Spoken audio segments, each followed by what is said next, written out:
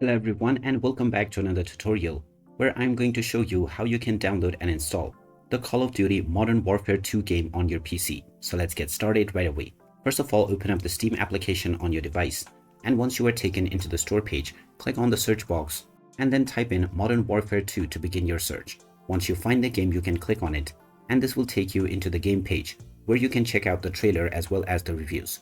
Scroll down and click on the Add to Cart button alongside the bundle or edition that you would like to buy. You can then click on View My Card to continue towards your payment. Now you can use your Steam Wallet balance or one of the payment methods from the drop-down menu.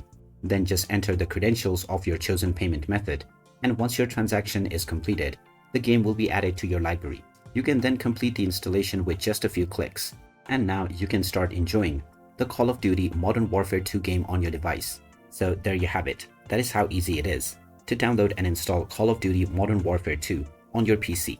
If you find this video helpful, don't forget to hit that like button and subscribe to our channel for more useful tips and tutorials. Thanks for watching, and I will see you again in the next one.